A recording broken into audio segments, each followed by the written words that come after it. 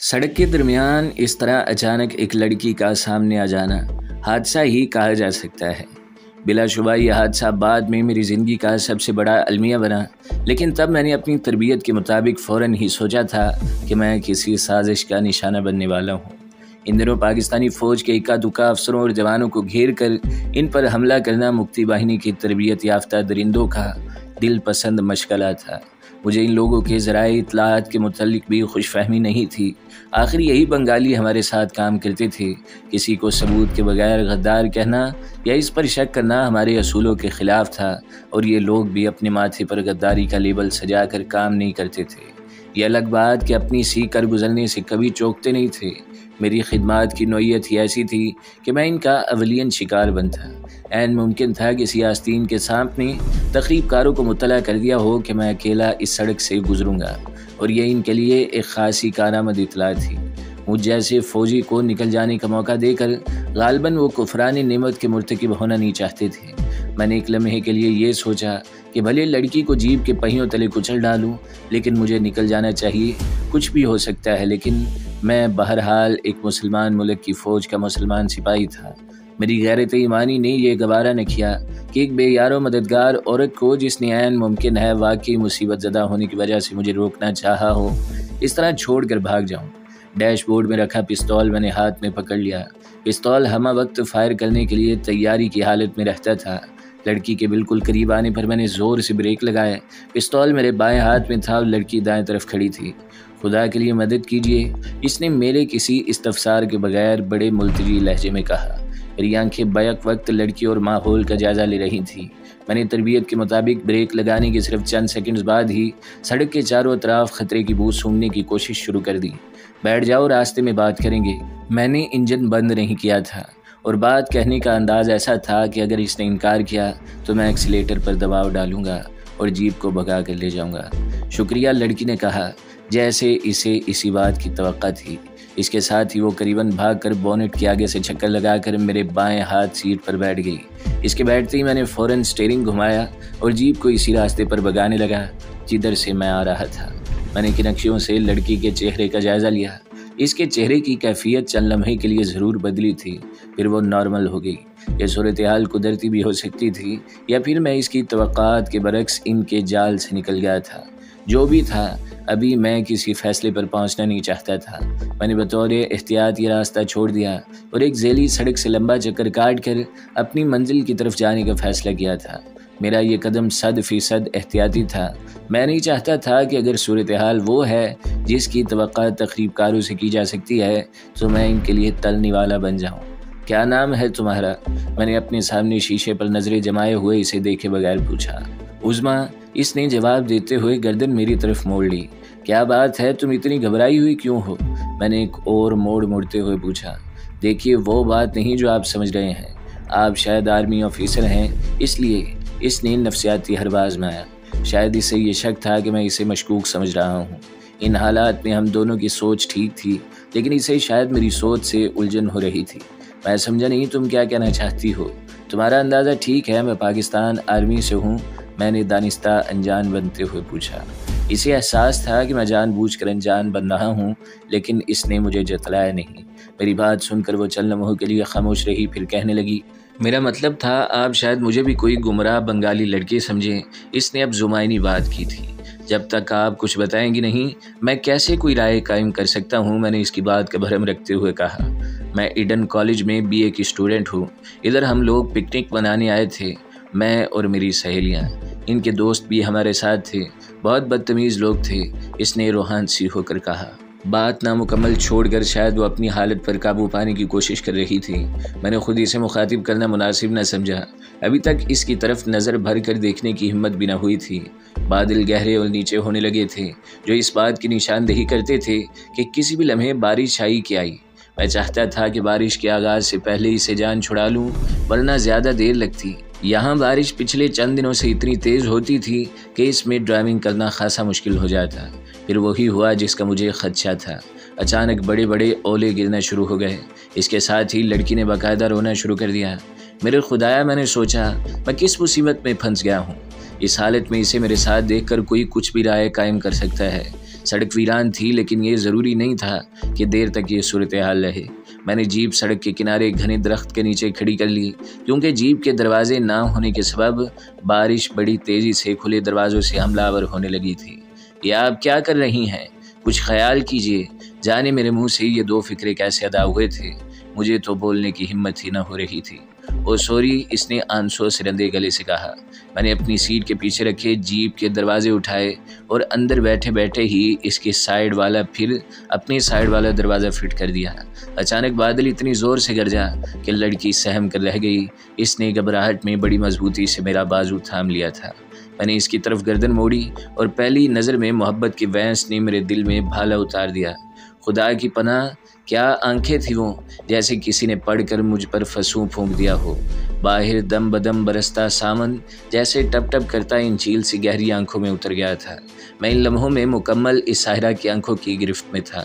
عظمیٰ نے فوراً میری کلائی سے ہاتھ الگ کر لیا۔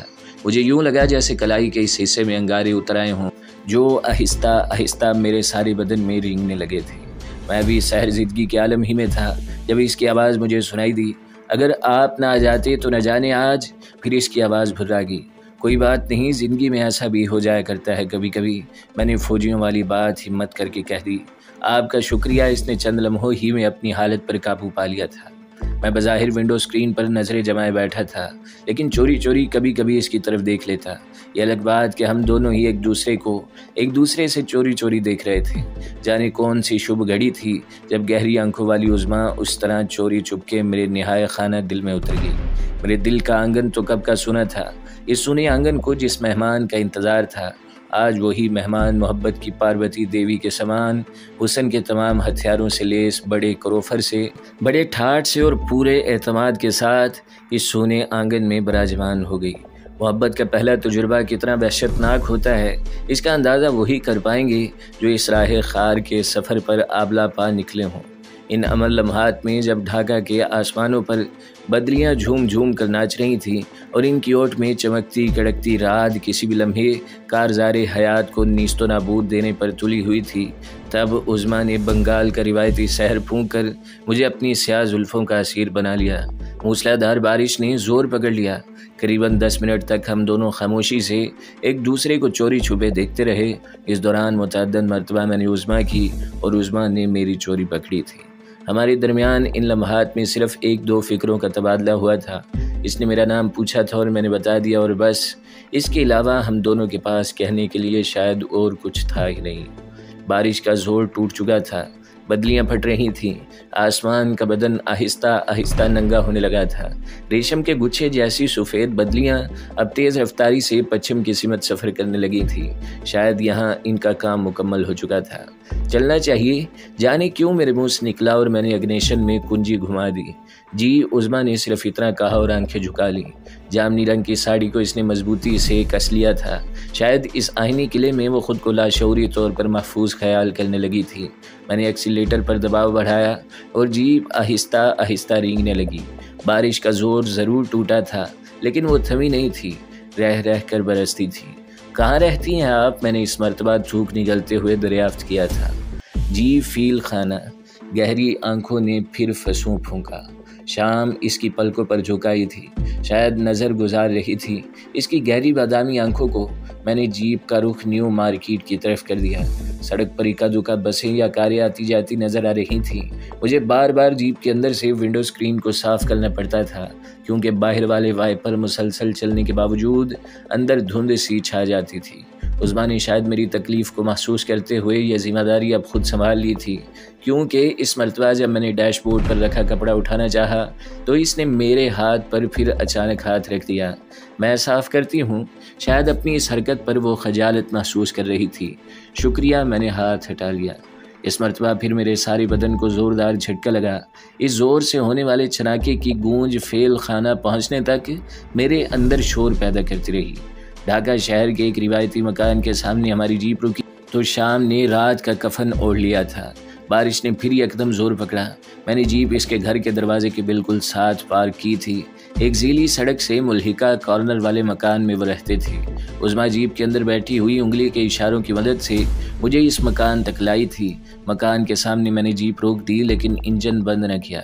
آئیے نا آپ بھی، اس نے مجھے گھر کے اندر آنے کی دعوت دی۔ نہیں، مجھے ذرا جلدی ہے، میں نے یوں ہی بہانہ کر دیا۔ دیکھیے، اس طرح تو میرے ممی پاپا بھی برا مانیں گے کہ آپ کو چائے پلائے بغیر ہی جانے دیا۔ آئیے نا پلیز۔ اس کے کہنے کا انداز اتنا جان لیوا تھا کہ مجھ سے نہ ہو سکی۔ عظمیٰ کے گھر کے برآمدے تک ہم دونوں ہی بھیگتے ہوئے پہنچے تھے۔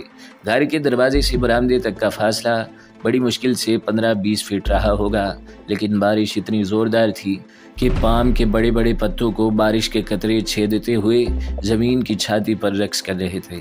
برآمدے میں قدم رکھتے ہی ہم دونوں نے اپنے اپنے سر پر ٹکے بارش کے قطرے ہاتھ کی ہتھیلی سے صاف کرنے کی کوشش کی۔ میں نے کنکھیوں سے عظمیٰ کی طرف دیکھا۔ اس کے گھنیرے چمکدار بالوں سے بارش کے ننھے قطرے پھسل کر ماتھے اور گالوں پر آ گئے تھے۔ یہ منظر ایسا دیدنی تھا۔ اچانک بادل اتنی زور سے چنگھاڑا کہ ماحول کا کلیجہ دھڑ گیا تھا۔ سہمی ہوئی بادامی آنکھوں والی بنگالی ساحرہ اس دوران مسلسل کپکپا رہی تھی۔ اچانک بجلی کی سی سرد سے وہ سوری کہہ کر مجھ سے الگ ہو گئی۔ اس کے اندر داخل ہونے کے ساتھ ہی میری توجہ بارش اور بادلوں سے ہٹ کر اندر سے پیدا ہونے والی آوازوں پر لگ گئی۔ اندر کسی مرد اور عورت کی بنگالی میں گفتگو کرنے کی آوازیں آ رہی تھیں۔ میرے پلے کچھ نہ پڑ سکا۔ بمشکل 2 منٹ بعد ہی دروازہ کھلا۔ ایک ڈھلتی عمر کے مدبر چہرے والے بنگالی نے میری طرف ہاتھ بڑھاتے ہوئے مجھے خوش آمدید کہا اور میرا شکریہ ادا کرتے ہوئے بولا، میرا نام پروفیسر شمس الدین ہے، کیپٹن شرافگن۔ میں نے بھی اپنا تعارف کروا دیا۔ کمان ینگ مین آدمی خاصا آزاد خیال دکھائی دیتا تھا۔ تھوڑی دیر بعد ہم تینوں ڈرائنگ روم میں بیٹھے تھے۔ اس کی ماں یعنی میری بیوی پروفیسر نے میری آنکھوں میں جھانکتے ہوئے بڑے خوشگوار موڈ میں کہا، گھر پر نہیں ہے، میرے علاوہ آج سب لوگ گھر سے باہر ہیں، اگلی مرتبہ تعارف ہو جائے گا۔ اس کے بے حد خوشگوار موڈ سے مجھے اندازہ ہو رہا تھا کہ عظمیٰ نے شاید اسے اپنے ساتھ ہونے والے حادثے سے آگاہ نہیں کیا۔ بات ختم کرتے ہی پروفیسر نے خود ہی کہکا لگایا۔ میرے ہونٹوں پر بھی خواہ مسکراہٹ رینگ گئی، لیکن عظمیٰ سیریس رہی۔ اچانک ہی اس نے باپ کی توجہ اپنی طرف مبذول کی اور بنگالی میں کچھ بولنا شروع کیا۔ مجھے اس کی گفتگو کی اب سمجھ تو نہ آئی، لیکن اس کے شفاف آنکھوں میں چمکتے موتی یہ بات سمجھانے کے لیے کافی تھے کہ وہ اپنے ساتھ گزرنے والے حادثے سے باپ کو آگاہ کر رہی ہے۔ پروفیسر اب خاصا سیریس نظر آنے لگا تھا۔ بیٹی کی بات کے خاتمے پر اس نے انگریزی میں بڑے پرجوش انداز میں میرا شکریہ ادا کیا۔ اس نے اینک اتار کر اس کے شیشے صاف کیے اور دوبارہ اپنے چہرے پر اینک جماتے ہوئے بولا، نوجوان، میں واقعی تہہ دل سے تمہارا شکر گزار ہوں۔ تم جانتے ہو ہم مڈل کلاس کے لوگوں کے پاس سوائے عزت کی اور ہوتا ہی کیا ہے؟ یہی ہمارا سرمایہ حیات ہے، بس یہی عزت سفید پوشی۔ اف میرے خدایا جانے ہم سب کیوں حیوان بنے جا رہے ہیں۔ وہ اپنا تعارف نہ بھی کرواتا تو مجھے علم ہو جاتا ہے کہ یہ دانشور قسم کا پروفیسر ہے۔ جاؤ بیٹی، تم کافی بنا کر لاؤ، اس نے عظمیٰ سے کہا اور وہ اٹھ کر چلی گئی۔ ہم دونوں خاموش رہے۔ سمجھ نہیں آ رہی تھی کہ کیا بات کریں۔ ماحول کی خاموشی اب مجھے کھلنے لگی تھی۔ پھر پروفیسر ہی نے ہمت کی، وہ مجھ سے میرے گھر بار کے متعلق پوچھنے لگی اور سلسلہ گفتگو پھر ملکی حالات کی طرف مڑ گیا۔ سیاسی صورتحال پر پروفیسر شمس الدین کا تبصرہ بڑا محتاط تھا۔ وہ غیر جانبداری کا تاثر قائم رکھتے ہوئے بھی میرے سامنے پاکستان آرمی کی تعریف کر رہا تھا۔ نہ جانے کیوں مجھے یوں محسوس ہو رہا تھا جیسے یہ شخص جھوٹ بول رہا ہے۔ گفتگو کا سلسلہ جاری ہی تھا جب سامنے کا دروازہ کھلا اور عظمیٰ ٹرالی گھسیٹتی اندر آ گئی۔ اس نے اپنی ساڑی تبدیل کر لی تھی اور بال بھی سلیقے سے باندھ لیے تھے۔ اس لمحے مجھے اچانک یوں لگا جیسے میں کسی دوسری دنیا کا باشندہ ہوں یا پھر عظمیٰ نے زمین پر جنم لے لیا ہے۔ مجھے ناریل کے جھنڈ میں کھڑی لڑکی کا وہ پورٹریٹ رہ کر یاد آنے لگا جو میں نے کسی آرٹ کی نمائش میں دیکھا تھا۔ فرق صرف اتنا تھا کہ تصویر والی لڑکی کے پس منظر میں سورج غروب ہو رہا تھا اور میری آنکھوں میں شام اتر رہی تھی۔ ڈھاکہ کی خوبصورت شام اپنی تمام تر حشر سامانیوں کے ساتھ میرے دریچہ دل پر دستک دینے لگی تھی۔ اس کا میری سمت بڑھتا ہر قدم مجھے اپنے آپ سے ہوش و خروش کی دنیا سے دور کرتا چلا جا رہا تھا۔ چینی کتنی لیں گے آپ؟ ستارہ آنکھیں واہ ہوئیں۔ 1 چمچ میں نے بمشکل کہا۔ بس ایک پروفیسر کو تو بات کا بہانہ چاہیے تھا۔ یار کیا کرتے ہیں جوان آدمی ہو، مجھے دیکھو اس عمر میں 3 چمچ چینی لیتا ہوں 1 کپ میں۔ حسب معمول اپنی بات کے اختتام پر اس نے خود ہی کہکا لگایا۔ یوں لگتا تھا کہ اپنی بیٹی کے ساتھ گزرنے والے واقعات کا اس پر ذرا برابر بھی اثر نہیں ہوا۔ رات گئے تک ہم باتیں کرتے رہے۔ ان لوگوں کے مزید ہونے کے باوجود میں نے وہاں کھانا نہیں کھایا۔ سچی بات تو یہ ہے کہ اب مجھے بھوک پیاس کا احساس رہا ہی نہیں تھا۔ روانگی پر عظمیٰ اور پروفیسر دونوں نے مجھ سے دوبارہ واپس آنے کا وعدہ لیا۔ پہلی ملاقات پر ہی عظمیٰ نے جس بے رحمی سے میرے جذبات کو جھنجھوڑا تھا، ہماری محبت کا آغاز ہی جس طوفانی انداز میں ہوا تھا، اس سے انجام کا اندازہ لگانا کچھ مشکل بھی نہیں تھا۔ لیکن تب میں تجزیہ نگار نہیں تھا، یا پھر عملی زندگی میں شاید پہلی مرتبہ محبت کی گہری دلدل میں قدم رکھا تھا میں نے۔ میری حالت تو اس پیراک کی سی تھی جس کو تربیت حاصل کیے بغیر پہلی ہی مرتبہ سمندر کی طوفانی لہروں میں اتر جانے پر مجبور ہونا پڑا ہو۔ اپنے آفس پہنچنے تک عظمیٰ میرے دل و دماغ پر چھائی رہی۔ میری تربیت عام فوجیوں سے ہٹ کر ہوئی تھی، خصوصاً جو انٹیلیجنس کورس میں نے پاس کیے تھے۔ ان کے ذریعے مجھے انسان شناسی کے فن پر قدرے دسترس ضرور حاصل ہو گئی تھی۔ مجھے عظمیٰ معصوم لڑکی ضرور لگی، لیکن اس کا باپ نہ جانے کیوں میں پروفیسر شمس الدین کے متعلق کوئی اچھی رائے قائم نہ کر سکا۔ مجھے یوں لگا جیسے اس نے وہ کچھ کہا ہے جو اس کے دل میں نہیں تھا، جیسے وہ مجھے خوش کرنے کے لیے یہ سب کچھ کہہ رہا ہو۔ میں نے ان تمام خیالات کو جلدی ذہن سے جھٹک دیا اور اپنے نائب کی مدد سے اس علاقے کی صورتحال کو سمجھتا رہا۔ دیوار گیر نقشے پر مختلف مقامات کی نشاندہی کی گئی تھی جہاں مشتبہ لوگ رہائش پذیر تھے۔ 3-4 روز تک ہم اپنے علاقے کا سروے کرتے رہے۔ اسی سلسلے میں اس روز میں نیو مارکیٹ میں گھوم رہا تھا۔ دراصل میں اپنے ایک ساتھی کے ساتھ ایک مشتبہ شخص کا تعاقب کرتا یہاں تک آیا تھا۔ وہ شخص مارکیٹ میں آ گیا، میں بھی یہی موجود تھا، اس خدشے کے پیش نظر کہ اسے کہیں میرے متعلق شک نہ ہو جائے اور وہ محتاط نہ ہو جائے۔ میں نے اپنے صوبے دار کو، جو مقامی بنگالی تھا، اپنی جگہ اس شخص کے تعاقب کا حکم دیا اور خود صورتحال سے قدرے لا تعلق ہو کر وہیں ایک بک سٹال پر رسالوں کی ورق گردانی کرنے لگا۔ اچانک ہی ہیلو کی آواز نے مجھے چونکا دیا۔ گردن موڑ کر میں نے بائیں طرف دیکھا اور پتھر کا پتھر ہو کر رہ گیا۔ یہ عظمیٰ تھی، بنگال کے سر پر چڑھ کر بولنے والی جادو کی جیتی جاگتی تصویر۔ ہمالیہ کی پراسرار دیوداسیوں کی طرح اس نے اپنے جوڑے میں سفید گجرے ٹانگ رکھے تھے۔ اس کے دونوں بازوؤں میں بھی چوڑیوں کی جگہ ایسے ہی گجرے دکھائی دے رہے تھے۔ اس موسم میں عموماً یہاں لڑکیاں پھولوں کے ایسے ہی زیورات استعمال کیا کرتی تھیں۔ ایک مرتبہ پھر اس کے قرب کا احساس میرے لیے جان لیوا بننے لگا۔ ہیلو، میں نے جواباً کہا۔ کمال ہے، ہم آپ کے منتظر ہیں اور آپ آئے ہی نہیں۔ اس کی بادامی آنکھوں نے پھنسوں پھونکا۔ کاش میں اسے بتا سکتا کہ میں گیا ہی کہاں تھا۔ اس روز سے اب تک میں اس کے سحر سے آزاد ہی نہیں ہو سکا۔ میں ذرا مصروفیت میں نے بات ادھوری چھوڑ دی۔ ساتھ والی دکان سے ایک درمیانی عمر کی خاتون ہماری طرف بڑھ رہی تھی۔ ممی، یہ ہے شرف گن۔ اس نے اپنی ماں سے میرا تعارف کروایا۔ اس کی بات سے مجھے بھی احساس ہوا کہ وہ میرا مکمل تعارف اپنی ماں سے کروا چکی ہے۔ یہ سب ہی لوگ پڑھے لکھے معلوم ہوتے تھے۔ اس کی والدہ بھی شکل سے کوئی پروفیسر دکھائی دیتی تھی۔ بعد میں میرے اس اندیے کی تصدیق بھی ہو گئی۔ وہ ایک مقامی اسکول کی ہیڈ مسٹریس تھیں۔ جیتے رہو بیٹا، کیسے ہو؟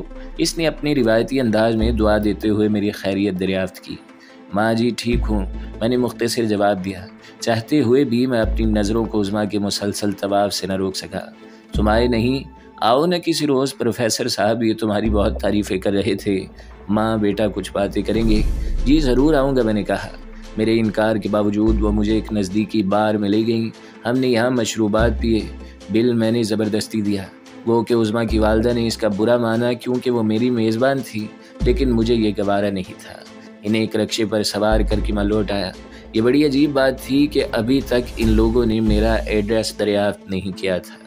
حالات اتنے بگڑ گئے تھے کہ اب کسی بھی افسر کو اکیلے سفر کرنے کی اجازت نہیں تھی۔ خصوصاً ہم جیسے اسپیشل ڈیوٹی افسروں کو تو سختی سے ہدایت کی گئی تھی کہ چھاؤنی سے باہر ہرگز اکیلے نہ جائیں۔ ہم لوگ عموماً ایسے احکامات نظر انداز کر دیتے تھے کہ کون اپنے ساتھ باڈی گارڈ کی فوج پالتا پھرے۔ بمشکل چند لمحے ہی تو میسر آتے تھے جنہیں حفاظتی اقدامات کی نظر کر دینے کو جی نہیں چاہتا تھا۔ اس روز جب میں شہر کی طرف آنے لگا تو کرنل صاحب نے ایک حوالدار کو زبردستی میرے ساتھ کر دیا۔ اب وہی میری جیپ میں موجود تھا۔ جیپ میں نے احتیاطاً آفس سے قریباً 2 فلانگ دور کھڑی کی تھی۔ واپس پہنچا تو جیپ میں لگے وائرلیس پر ایک پیغام میرا منتظر تھا۔ ہوائی اڈے پر پہنچو۔ یہ کوئی نئی بات نہیں تھی۔ हमें अचानक ही अहकामात मिला करते थे, लेकिन उस रोज़ न जाने क्यों मुझे तशवीश सी हुई। मैंने हवालदार को ड्राइविंग सीट पर बैठने को कहा और ख़ुद अपनी गन संभालता दूसरी सीट पर बैठ गया। अभी हम लोग हवाई अड्डे से कुछ दूर ही थे कि अचानक हवालदार ने ब्रेक लगाए और जीप उलटते उलटते बची। एक के बाद दीगरे 2 गोले ज़ोरदार धमाकों के साथ हमारे करीब से अपने पीछे चिंगारियों की एक लकीर छोड़ते आगे गुजर गए। मैं दिल ही दिल में हवालदार की हाजिर दिमागी की दाद दिए बगैर न रह सका। दूसरे ही लम्हे मैं गन समेत छलांग लगाकर जीप से बाहर था। हवालदार ने बड़ी फुर्ती से जीप का स्टीयरिंग घुमाया और जीप एक आड़ में खड़ी करके अगले हुक्म का मुंतज़िर हो गया।